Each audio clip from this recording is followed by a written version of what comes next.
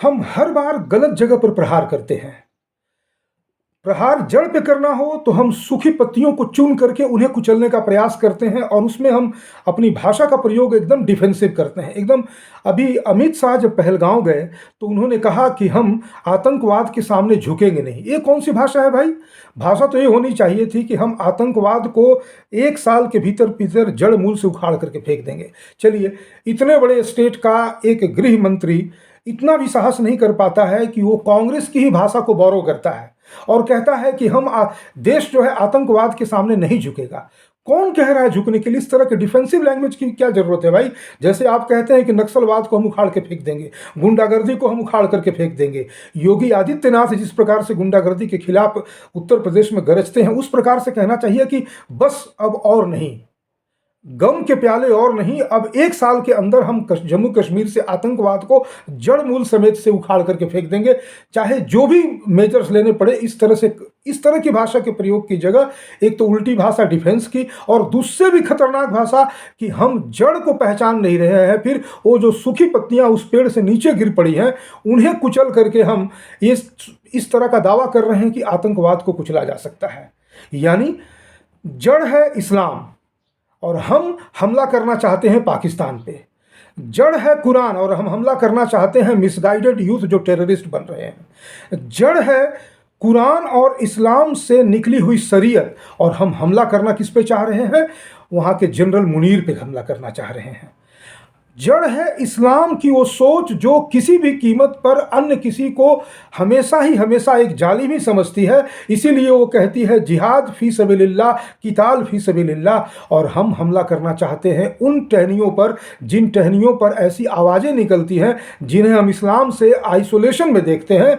और हम ये भूल जाते हैं कि ये सभी लोग हर समय किसी न किसी तरह का जिहाद कर रहे हैं और मौका मिलने पर जिहाद फी सबीलिल्लाह को अल्हम्दुलिल्लाह ये किताब फी सबीलिल्लाह में बदल देते हैं। पहलगांव में 22 अप्रैल 2025 को जो हुआ वो कुछ नहीं था। वो ना तो आतंकवादी हमला था, ना पाक स्पॉन्सर्ड टेररिज्म था, ना ही कश्मीर के मिसगाइडेड यूथ कुछ कर रहे थे।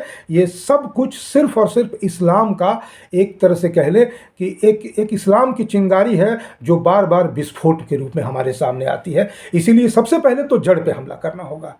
अब मैं आता हूं कि जड़ की बात मैं क्यों कर रहा हूं, क्योंकि पिछले लगभग 100-150 वर्षों से हमने हमेशा एक डिफेंसिव भाषा का प्रयोग किया है। इस्लाम को हमेशा अलग रख करके इस्लाम को फॉलो करने वाले के लिए हम और नहीं तो उनको हम ये कह करके इस खतरनाक विश्व को बढ़ावा देते हैं कि उनके एक हाथ में कंप्यूटर और दूसरे हाथ में कुरान। यानी एक तो कहते हैं ना कि एक तो क्या कहते हैं उसको, नीम, उस पर करेला चढ़ा दिया। कुरान ऐसे ही एक नीम है और उस पर एक कंप्यूटर रूपी करेला चढ़ा दीजिए कि और तरीके से उसको फैसिलिटेट करके और फिर और ख़तरनाक तरीके से पूरी दुनिया में किताल फी सबीलिल्लाह और जिहाद फी सबीलिल्लाह करेंगे। मित्रों, स्वागत है आपका आज की इस वार्ता में। मैं हूं शिवचरण सिंह और आज मैं सिर्फ जड़ की बात करना चाहता हूं। पहलगांव में जो कुछ भी हुआ 22 तारीख को, 27 लोग, 28 लोग, 20 लोग, 25 लोग या फिर 30-32 या उससे अधिक लोग जो मारे गए, वो घटना दर्दनाक है। दैट इज़ ए ट्रेजेडी, बहुत बड़ी बात है। बहुत उन्हें इनोसेंट कहूँ चाहे जो कहूँ, उन्होंने अपने जीवन गंवाया, या यूँ कहूँ कि वे झांसे में आ गए शासन के कि वहाँ सब कुछ ठीक है, इस कारण से जान गंवा दिया। लेकिन जो कुछ भी हो, इससे एक चीज़ तो हमको जानना होगा कि हम अभी भी जड़ की बात नहीं कर रहे हैं। उसके बाद कल यानी कि 23 अप्रैल को गवर्नमेंट ऑफ इंडिया ने पाकिस्तान के खिलाफ जो मेजर्स लिए, ठीक है, टेररिस्ट स्टेट है, उसके खिलाफ आप मेजर्स लीजिए, लेकिन सच्चाई की चर्चा करना हम छोड़ देते हैं। उनके अल तकैया का भी हम जवाब नहीं देते हैं जब महबूबा मुफ्ती और कश्मीर के बाकी लोग वो हाथ में मोमबत्ती लेकर के निकल जाते हैं और कहते हैं कि नहीं, हम तो this is really a threat not only to the Hindus और the tourist but also on our livelihood. इस तरह की बातें करते हैं पूरे देश से। फिर अल तकैया के तहत तमाम इस तरह के स्वर निकलते हैं इस घटना की हम निंदा करते हैं, we condemn the terrorist attack. लेकिन सवाल है कि हम इस्लाम की चर्चा नहीं करते हैं। मैं आपको इस संदर्भ में एक बात बताना चाहता हूँ। जड़ की बात मैं इसलिए कर रहा हूँ कि 1947 से बहुत पहले से, लेकिन हम फिर बात करेंगे 1947 के बाद से, हमने एक लेक्सिकन तैयार किया है। जब कभी भी इस्लाम का कोई खतरनाक चेहरा हमारे सामने आए तो उसे हम टेररिज्म कह दें। और ये बीमारी बहुत पुरानी है। मैं अपना एक निजी अनुभव इस जड़ को समझाने के लिए आपके साथ साझा करने चाहता हूँ। ये अखबार की एक कटिंग है जो छपी थी 29 सितंबर 1999 को, यानी 28 सितंबर 1999 को वाशिंगटन बेस्ड एक संस्था है हेनरी स्टिम्सन सेंटर, उसका जो प्रेसिडेंट हुआ करता था उस समय माइकल क्रेपन, वो आया हुआ था दिल्ली और उसने इंडिया इंटरनेशनल सेंटर में एक कार्यक्रम रखा था, यानी भारतीय लोगों ने ही बुलाया होगा और कार्यक्रम रखा था। उसमें बहुत सारे नामी गिरामी जो इंटेलेक्चुअल सो कॉल्ड उस समय के जो वोक और लेफ्ट किस्म के थिंक टैंक हुआ करते थे वो आए थे। मुझे भी जानकारी मिली थी अखबारों से, मैंने भी पढ़ा था कि ये जो हेनरी स्टिम्सन सेंटर है, या जिसके नाम पर है हेनरी स्टिम्सन, उसी ने 1945 में जापान पर बम गिराने में अपनी सहमति दी थी और लोगों के साथ। तो मेरा भी एक इंटरेस्ट हुआ कि आकर ये क्या बकवास करने वाला है, चलता हूँ सुन लेता हूँ।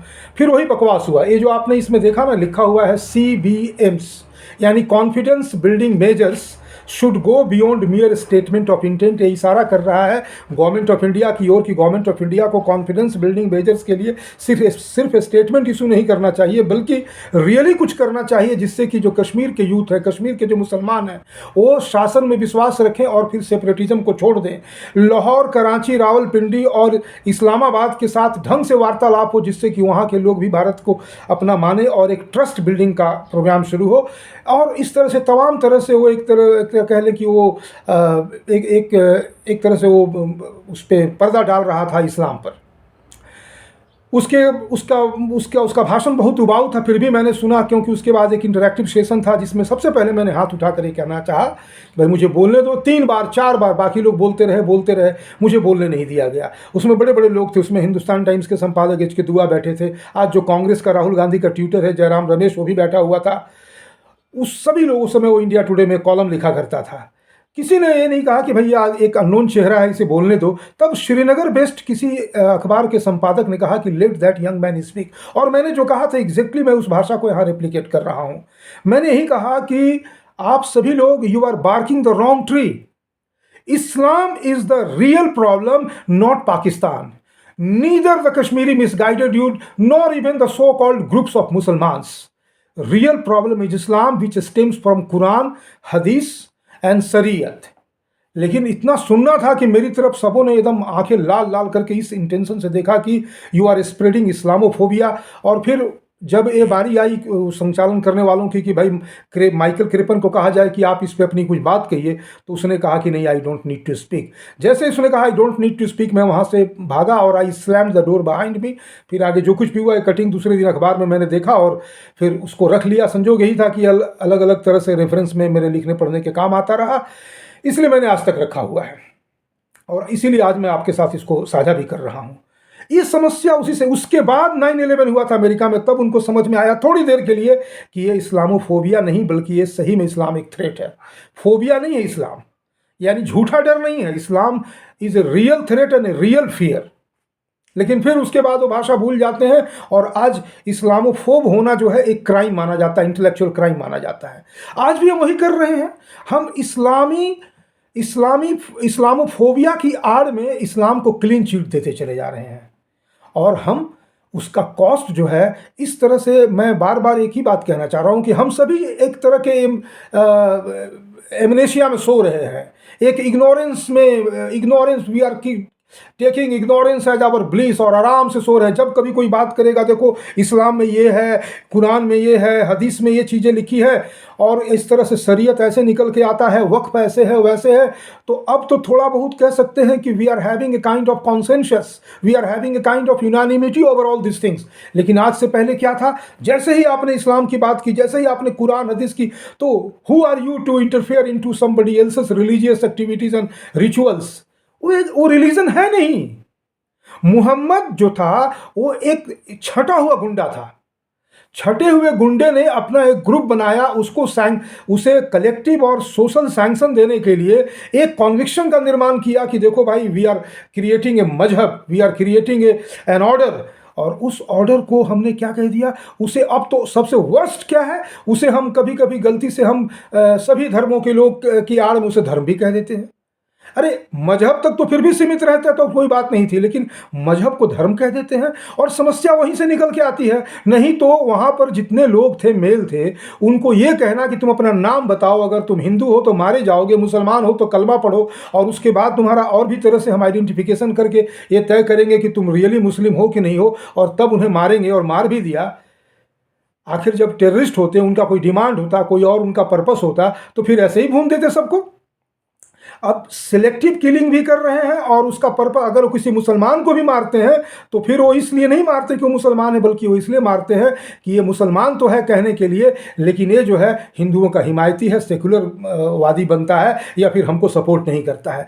ऐसे खतरनाक समय में अगर हम फिर उसी भाषा का प्रयोग करें, जिस भाषा का प्रयोग पिछले 70, 80, 90, 100 साल से हम करते आ रहे हैं, गंगा जमुनी तहजीब, हिंदू मुसलमान भाई भाई, सेकुलरिज्म, और अभी भी आज भी जब इतने बड़े बड़े घटनाएं घट जाती हैं। चलिए, और भी अभी मोदी ने 4-5 एक्शंस लिए हैं, वो सिंधु जल वाला, उनका जितना भी वीज़ा वूजा कैंसिल करना, और भी तमाम तरह के मेजर्स, ये सब कुछ हो जाएंगे। हो सकता है कि आने वाले 10-15 दिन के अंदर में कोई मेजर अटैक भी हो जाए, वहाँ पे एयर स्ट्राइक भी हो जाए, या घुस करके हम मार दें। लेकिन सब इस समस्या का इमीडिएट एक समाधान तो है, पाक ऑक्युपाइड कश्मीर को तुरंत इमीडिएटली हम अपने साथ मिला लें। चाहिए तो हमें पूरा पाकिस्तान को अपने में मिला लेना, कम से कम बलूचिस्तान को, सिंध को, और कम से कम पाक ऑक्युपाइड कश्मीर को तो अपने में मिला ही ले अभी फॉर द टाइम बीइंग। चलिए, अभी उतना कुछ नहीं कर सकते हैं तो कम से कम भारत में इस नैरेटिव को तो बल दें। क्यों डर जाते हैं 20-22 करोड़ मुसलमानों से कि भाई वो कल को वो छोड़ने को तैयार हैं। उसके 20-22 करोड़ में बामुश्किल 4-5 लाख लोग ऐसे होंगे जो इस्लाम को, इस्लाम के रियलिटी को समझते हुए जानबूझ के अपनी दुकान चलाने के लिए उस शरीयत, हदीस, कुरान और इस्लाम को फॉलो करते हैं। मेजोरिटी ऑफ मुस्लिम को पता ही नहीं है कुरान क्या है, हदीस क्या है, शरीयत क्या है, उसकी रियलिटी। जिस दिन वो जान जाएंगे, इस्लाम छोड़ देंगे, उनकी घर वापसी हो जाएगी, तो हम उस दिशा में तब न बढ़ेंगे जबकि हम उन तक अपनी बातों को पहुंचाएंगे। और उन तक बातें कैसे पहुंचाएंगे? सबसे पहले हम इस्लाम को कटघरे में खड़े करेंगे। अभी नैरेटिव शुरू हुआ है वक्फ के माध्यम से, अभी नैरेटिव शुरू हुआ है शरीयत और बाकी चीज़ों के ऊपर चर्चा करके, मंदिरों के को वापस लेने के क्रम में चर्चा शुरू हुआ है। लेकिन आज भी हम कुरान और कंप्यूटर की बात करके उस सारे के सारे नैरेटिव पर पानी फेर देते हैं। इसलिए हमें सही नैरेटिव को सही तरीके से पुश करना होगा, नहीं तो फिर इस तरह की घटनाएं तो फिर कुछ दिन शांत रहेंगी, फिर हो जाएंगी। क्योंकि जड़ में इस्लाम है, जड़ में आतंकवाद नहीं है। आतंकवाद तो उसका एक खतरनाक कांटा या पत्ता है। जड़ इस्लाम है, शरीयत है, कुरान है, उस पर प्रहार करना होगा, तभी हम इस समस्या से निजात पा सकते हैं। नहीं तो ठीक है, फिर तो चलिए air strike after air strike करते रहेंगे, इस तरह के मेजर्स लेते रहेंगे, लेकिन कितने कितने पाकिस्तान हम अपने अंदर में पालते भी रहेंगे। आज के लिए, अभी के लिए इतना ही। बहुत बहुत धन्यवाद।